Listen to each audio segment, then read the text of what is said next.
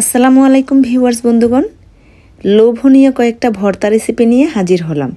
আজকে আমাদের ইফতারির আইটেম হচ্ছে ভাতের সাথে লোভনীয় কয়েকটা ভর্তার আইটেম।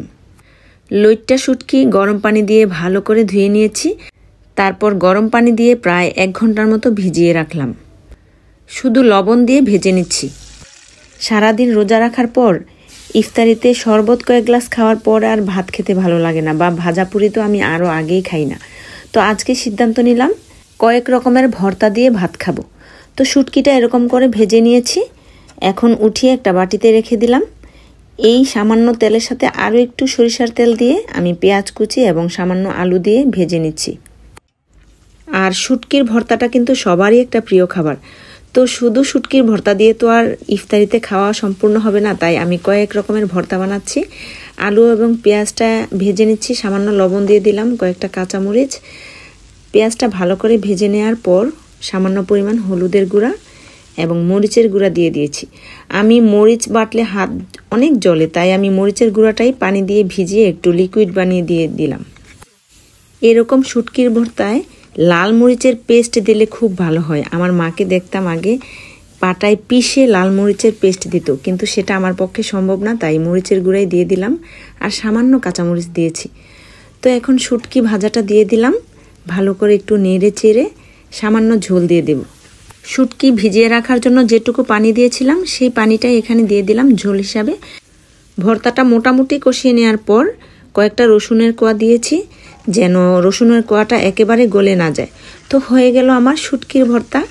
খুব সুন্দর একটা শুটকির ভর্তার ঘ্রাণ আসছে, মনে হচ্ছে এখনই ভাত খেয়ে ফেলি, কিন্তু এখনও কিন্তু ইফতারির সময় হয়নি। তো যাই হোক বন্ধুরা, এখন আমি রসুনের ভর্তা বানাবো। রসুনের কোয়া ভালো করে টেলে নিয়েছি। রসুনের ভর্তা রেসিপিটা আমি এর আগেও 2 বার দিয়েছি, সেজন্য আমি সেটা বর্ণনা নাই করলাম। তো পেঁয়াজ কুচিগুলো একটু টেলে নিয়েছি, সামান্য পেঁয়াজ কুচি তুলে রাখছি টমেটো ভর্তা এবং মাছের ভর্তার জন্য, আর বাকি পেঁয়াজ কুচির মধ্যে একটু কালো জিরে দিয়ে দিচ্ছি রসুন ভর্তার জন্য।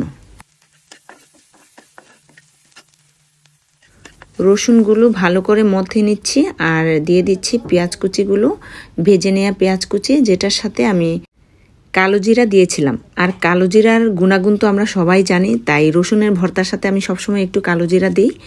শুকনা মরিচ দিয়ে ভালো করে মেখে ভর্তাটা বানিয়ে নিচ্ছি। সামান্য পরিমাণ লবণ দিয়েছি, যদিও ভাজার সময় আমি লবণ দিয়েছিলাম, তো লবণটা একটু কম হয়েছে, তাই সামান্য লবণ দিয়েছি। তো হয়ে গেল রসুন ভর্তা। এখন আমি টমেটোর ভর্তা বানাবো। টমেটোগুলো হাফ করে কেটে নিয়েছি, তারপর সরিষার তেলে টমেটোগুলো ভেজে নিচ্ছি। হালকা লবণ দিয়েছি যেন খুব দ্রুত সেদ্ধ হয়ে যায়। আর ঢেকে দিচ্ছি। এই ধরনের টমেটো কিন্তু ঢেকে না দিলে সেদ্ধ হবে না। এভাবে টমেটোর ভর্তা করলে বা চাটনি করলে আপনি প্লেট ভরে ভাত খেতে পারবেন। আমার কাছে কিন্তু এই ভর্তাটা খুবই ভালো লাগে, আমার বাচ্চারাও পছন্দ করে, তাই আজকে আমি এই ভর্তাটাও রাখলাম। তো টমেটো টালা হয়ে গেল। টমেটোটা ঠান্ডা হওয়ার পর টমেটোর খোসাটা এভাবে ছাড়িয়ে নিচ্ছি। তবে খোসা ছাড়ানো ছাড়াও ভর্তাটা করা যায়, তো একটু স্মুথ হওয়ার জন্য আমি খোসাটা ছাড়িয়ে নিচ্ছি, আর তারপর টমেটোটা ভালো করে ম্যাশ করে ভর্তা করে নিচ্ছি। টমেটো ভর্তায় কাঁচা পেঁয়াজের গন্ধটা খুবই ভালো লাগে, তাই সামান্য কাঁচা পেঁয়াজও দিয়েছি।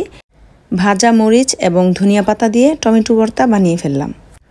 কয়েকটা পাঙ্গাস মাছের টুকরো ভেজে নিচ্ছি, মাছের ভর্তা করব।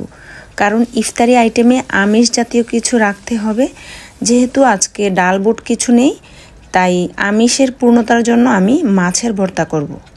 এমনিতেও আমার ছেলেমেয়েরা মাছ তরকারিটা বেশি একটা পছন্দ করে না, তো বেশিরভাগ সময় আমি মাছ ভাজা খেতে দিই অথবা মাছের ভর্তা করি।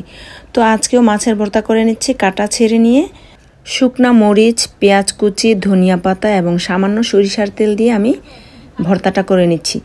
মাছের ভর্তায় কিন্তু কাঁচা পেঁয়াজটা দিলে ভালো লাগে, সেজন্য আমি সামান্য কাঁচা পেঁয়াজ এবং ভাজা পেঁয়াজ দুইটাই দিয়ে দিচ্ছি। তো ভিউয়ার্স বন্ধুগণ, আমার আজকের ভর্তা রেসিপিটা কেমন হলো? যদি ভালো লাগে প্লিজ আমার ভিডিওটা শেয়ার করবেন এবং লাইক কমেন্ট করে ভালোবাসা দিয়ে যাবেন। প্রিয় ভিউয়ার্স বন্ধুগণ, ইদানিং আমি নিয়মিত ভিডিও আপলোড করতে পারছি না, কারণ আমার ভিডিওটা করে দেয় আমার মেয়ে, কিন্তু তার সামনে এসএসসি পরীক্ষা, সেজন্য আমি ভিডিও করতে পারছি না, সেজন্য দুঃখিত।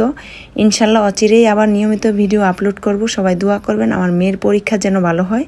তা আল্লাহ সবাইকে ভালো রাখুক, সে কামনায়। আল্লাহ হাফেজ।